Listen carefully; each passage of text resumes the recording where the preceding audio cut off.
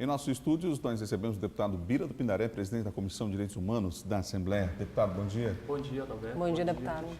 Deputado, a questão da emissão gratuita de documentos de identidade, o senhor inclusive apresentou aqui à casa uma proposta. O Maranhão poderia ter saído à frente em relação a essa legislação que hoje é federal.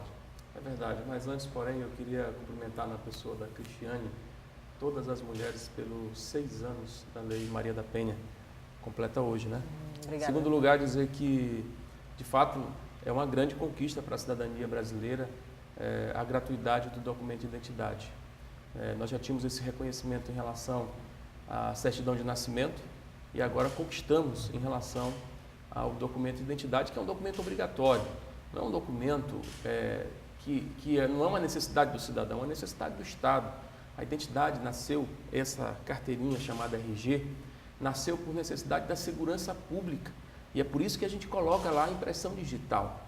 É uma forma, né, que faz parte do sistema de segurança pública. Portanto, não fazia nenhum sentido o cidadão ser obrigado a pagar por esse documento, porque a necessidade é do Estado, é o Estado que precisa fazer o seu controle social, o controle, né, para que o sistema de segurança funcione, e não o cidadão que precisa se identificar perante o Estado. Então, dessa forma, eu acho que é um grande avanço para a cidadania, nós corrigimos uma distorção e o Maranhão poderia ter se antecipado a isso, porque eu fui autor de um projeto, foi o meu primeiro projeto de lei nessa Assembleia, foi o projeto de gratuidade da identidade. E, infelizmente, a Assembleia aqui indeferiu, alegando que a matéria era uma matéria tributária, que não tem nada a ver com tributo isso.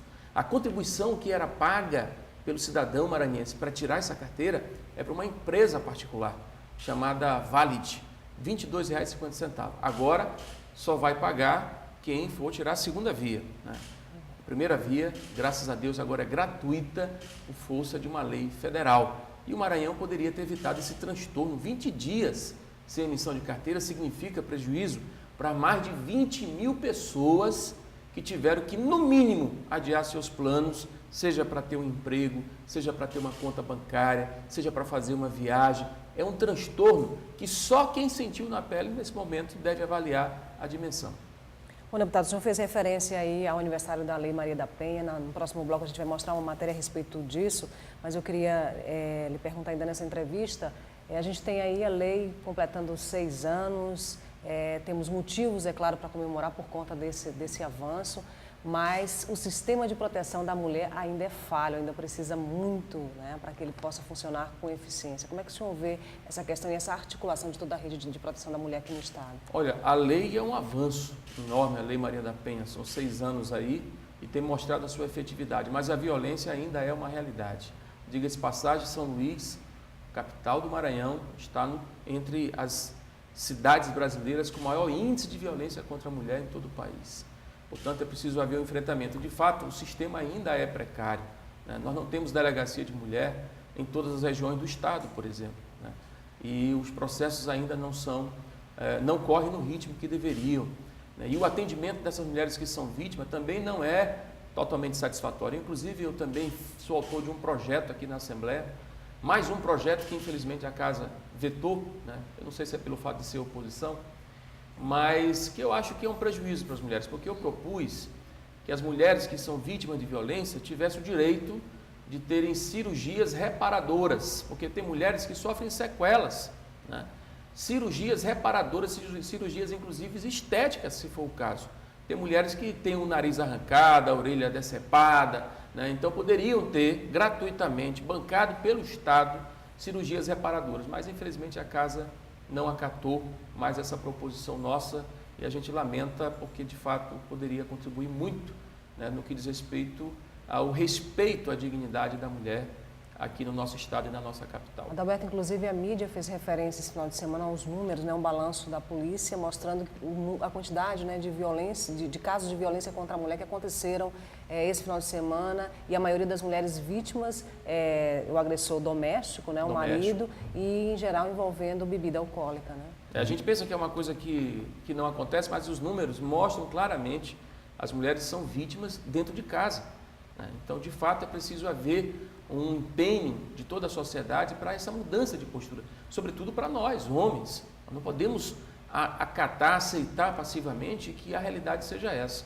né? Então, portanto, é uma luta de todos nós. A Assembleia, daqui a pouco, na sessão das 9h30, vai voltar a analisar o pedido de uma audiência pública, a vinda do ministro, inclusive, de Minas e Energia, Edson Lobão, à casa, sobre a questão da refinaria. Existem mais dúvidas do que certeza em relação a esse projeto aqui, deputado? Daí a necessidade da vinda do ministro? Muitas dúvidas e, lamentavelmente, mais uma enganação que o povo maranhense está pagando muito caro.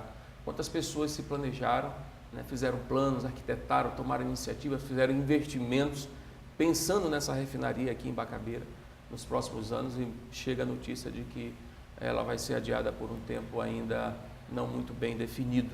Mas o fato é que foi feito o uso, né, eleitoral dessa proposição, né, desse grande projeto, né, que eu até acho que não é a tábua de salvação, né, para a situação do Maranhão, mas sem dúvida seria uma enorme contribuição, né, e a gente quer esclarecimento, a gente quer ouvir o ministro de Minas e Energias, que é maranhense, né, que é senador pelo Maranhão, né, sobre essa situação. Até agora não tivemos ainda esclarecimento suficiente sobre esse caso da refinaria, e por isso toda a bancada de oposição, né, entrou com esse requerimento, que a gente espera que a casa aprove e que a gente possa ter a oportunidade de ouvir oficialmente o ministro, né, de Minas e Energia sobre essa situação.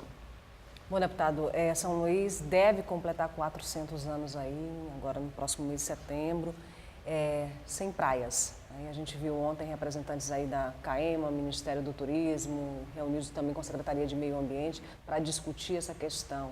É uma questão que já deveria ter sido solucionada, começando aí pelo tratamento de esgoto da capital, que deveria ser um tema em discussão, em debate, inclusive nessa casa. Sem dúvida, é triste, né, ter que reconhecer isso. Depois de 400 anos, a gente se pergunta, comemorar o quê? Porque a cidade, a ilha, hoje se transformou numa ilha, uma porção de terra cercada de fezes por todos os lados, né? A gente ouve os depoimentos dos turistas, tristes, frustrados, porque chegam na cidade e não podem tomar um banho de praia. E o que falar do cidadão da cidade, o cidadão maranhense, que tem talvez como lazer principal exatamente ir à praia, porque um lazer gratuito, né? Um lazer democrático, e que agora ele não pode fazer uso. Então sem dúvida nenhuma um problema seríssimo que precisa de uma solução, e eu entendo que a CAEMA é a grande responsável pela poluição, portanto é preciso olhar para essa política, que é a política de saneamento, que não vem sendo cumprida, né? Por essa razão, inclusive, eu estou fazendo uma representação perante o Ministério Público Estadual para o cancelamento da tarifa de esgoto. Todos nós, Adalberto, pagamos tarifa de esgoto. O mesmo valor que você paga pela água, você paga pelo esgoto. Ora, mas se o serviço não é feito, a cobrança é ilegal. Eu quero, inclusive, comunicar que na quinta-feira, na reunião ordinária da Comissão de Direitos Humanos, nós vamos estar recebendo o ex-representante do PROCON, né, o senhor Felipe Camarão, né, que vem nos falar sobre a CAEMA, sobre o serviço na ótica do consumidor, né? Então, ele é um especialista no assunto, foi representante do PROCON aqui no estado do Maranhão, e nós, em nome da Comissão de Direitos Humanos, convidamos para tratar sobre esse assunto, a fim de contribuir, né, na solução dos impasses, e que a CAEMA possa cumprir a legalidade em todos os aspectos, no que diz respeito à política de fornecimento de água e fornecimento de esgoto ao cidadão de São Luís do Maranhão e de todo o Maranhão. Obrigado, deputado, pela presença mais uma vez aqui no Portal da Assembleia. Eu que agradeço. Muito obrigado. Obrigada, deputado. Bom trabalho. Obrigado.